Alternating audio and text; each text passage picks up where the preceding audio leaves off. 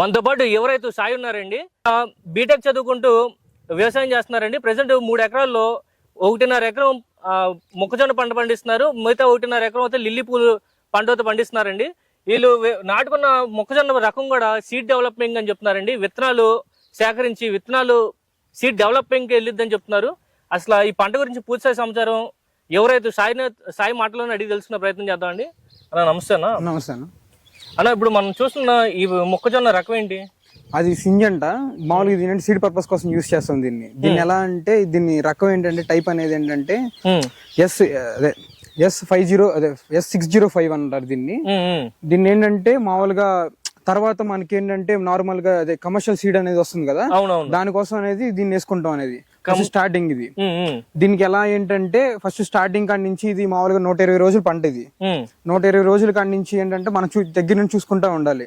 ఇదేంటంటే ఫస్ట్ ఏంటంటే మామూలు కమర్షియల్ సీడ్ కి ఏంటంటే ఓన్లీ ఏంటంటే మామూలు ఫీమేల్ ప్లాంట్ అనేది మనం యూస్ చేస్తా ఉంటాం. కానీ ఇక్కడ ఏంటంటే మెయిల్ ఫీమేల్ అనేది 2 యూస్ చేస్తాం ఇక్కడ.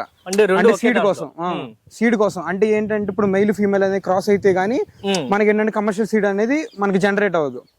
సో అలా ఏంటంటే ఈ పంటని అంటే అలా మా రిలేటివ్స్ ద్వారా అలా తెలుసుకుని దాన్ని వేయడం జరిగింది. ఇప్పుడు మనకి అలా వేయడం జరిగింది. ఇది ఏంటన్నా ఇప్పుడు ఒకే చెట్టుకి 3 కండ్లు వస్తున్నాయి. 3 కండ్లు అంటే అది అలా చెప్పలేమన్నా. మామూలుగా ఏంటంటే ఒక్కో చోట 1 వస్తుంది, ఒక్కో చోట 2 వస్తుంది, ఒక్కో చోట 3 వస్తుంది. మ్యాక్స్ ఏంటంటే మ్యాక్స్ 2 నుంచి 1 వరకే వస్తాయి ఎక్కువ. అదేంటంటే కొంచెం గ్రోత్ అనేది ఎక్కువ ఉన్నా లేదంటే కొంచెం బలం ఎక్కువ ఉన్నా సరే అప్పుడు ఏంటంటే జనరేట్ అయింది ఆటోమేటిక్ గా. అలా జనరేట్ అవుతుంది. మీరు నాటుకున్న రకం ఏ విధంగా నాటుకున్నారు ఒకసారి చూపిస్తారా? ఇది మామూలుగా సీడ్ ఎత్తున్నాం అండి. ఇదేంటి 1:5 రేషియో నాటుకున్నాం. ఇక్కడ మనం కట్ చేసిన మొక్కను చూసారా, ఇది మెయిల్ అన్నమాట. ఇప్పుడు ప్రెసెంట్ ఏంటంటే ఇది 75 డేస్. ఇది 75 డేస్ కాబట్టి ఏంటంటే మెయిల్ అనేది కట్ చేసుకోవాలి 70 డేస్ కి. ఇప్పుడు ఏంటంటే ఇది 75 డేస్ కాబట్టి కండ అనేది ఇలా వస్తుంది అనమాట. ఇదేంటంటే సీడ్ కి సింజంట వారిది ఇది 605. ఇది రకం. ఇది మీరు ఏ పద్ధతిలో నాటుకున్నారు? Male female? మెయిల్ అనేది ఏంటంటే ఒకటి ఏంటంటే తర్వాత 1:5 రేషియో అనమాట. 1:5 రేషియో అంటే ఒకటి మెయిల్ పెట్టుకుని 5 మిగతా 5 మొక్కలు ఏంటంటే ఫీమేల్ పెట్టుకోవాలి. అలా ఏంటంటే అలా మొత్తం చైన్ మొత్తం అలాగే పెట్టుకోవాలి. ఒకటి మెయిల్ 5 ఫీమేల్ పెట్టుకుని అలా చైన్ అంతా నాటుకోవాలి మనం. మరి మెయిల్ ఫీమేల్ నాటుకున్నారు కదా, మెయిల్ మొక్క అయితే మీరు ఎన్ని రోజుల తర్వాత కట్ చేసుకున్నారు?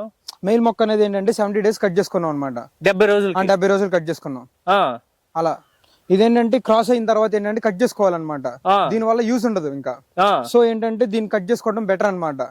కండ అనేది గ్రోత్ ఉంటుంది కాబట్టి దాన్ని కట్ చేసుకోవడం బెటర్. అది కట్ చేసుకుంటే బెస్ట్. అది మీరు పర్పస్ అలాగా అంటే కంపెనీ చెప్పిన పర్పస్ అలాగా, ఐడియాలజీ అంతే. ఇది అంటే కంపెనీ చెప్పిన పర్పస్ అంతే.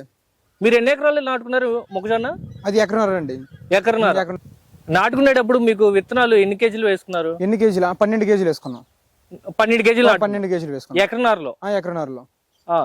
మొత్తం ఇది మీరు కంపెనీ వాళ్ళు ఈ పంటకాలం ఎన్ని రోజులు అని చెప్పారు? 120 డేస్ అన్నారు. 120 డేస్.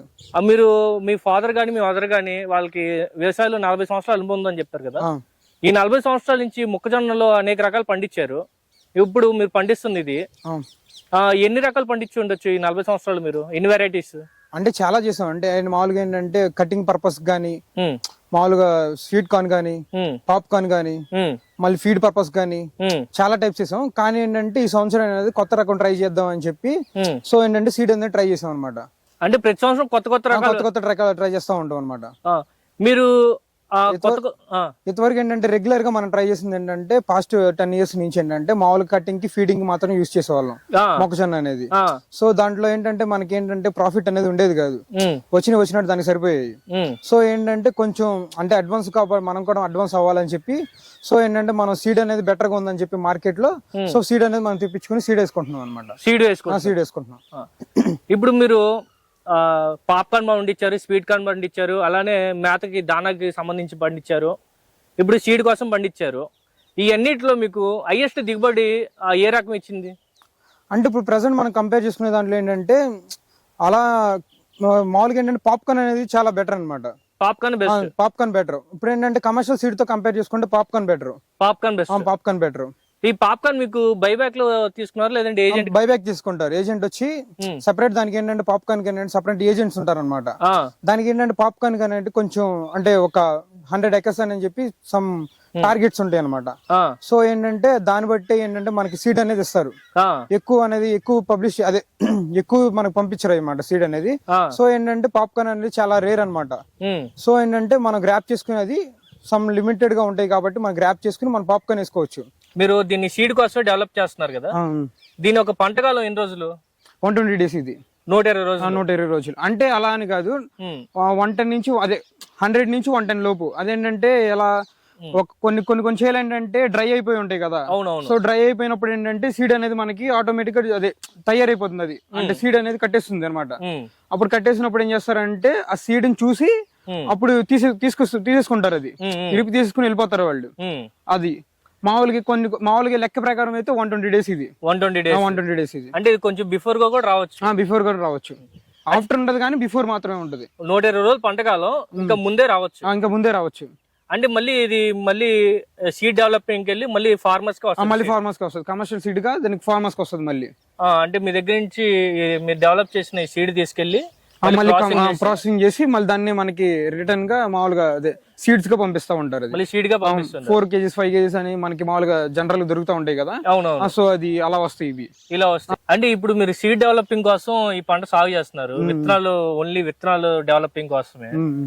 ఇది మీరు బయట అమ్ముకుంటున్నారా మార్కెట్ గా ఏజెంట్ పరంగా, లేదంటే కంపెనీ వాళ్ళు బైబ్యాక్ తీసుకుంటున్నారా? కంపెనీ వాళ్ళు బైబ్యాక్ తీసుకుంటారు.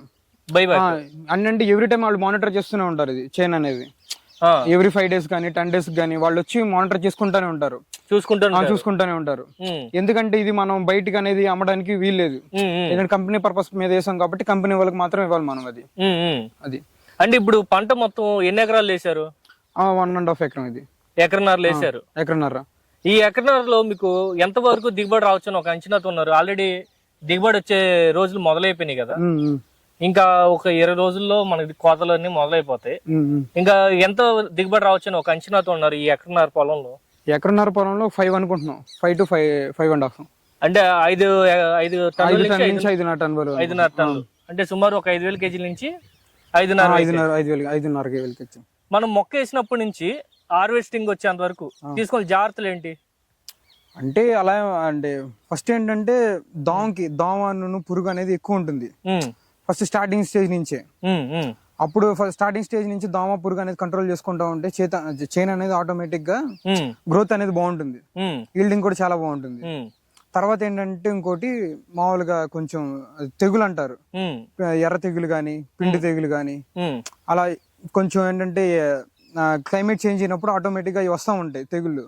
అవి ఏంటంటే మనం గమనించుకుంటా ఉండి ఎప్పటికప్పుడు మనం అదే ఫంగసైడ్స్ కొడతా ఉంటే ఆటోమేటిక్ గా మళ్ళీ అంటే మనకు కావాల్సిన ఏంటంటే ఫస్ట్ ఏంటంటే తెగులు రాకుండా చూసుకోవడం, పురుగు రాకుండా చూసుకోవాలి చైన్ కి. తర్వాత ఏంటంటే మల్టీ న్యూట్రియన్స్ అనేది 20 days ఒకసారి కానీ 30 days ఒకసారి కానీ స్ప్రేయింగ్ చేసుకుంటా ఉంటే ఏంటంటే చైన్ బాగుంటుంది.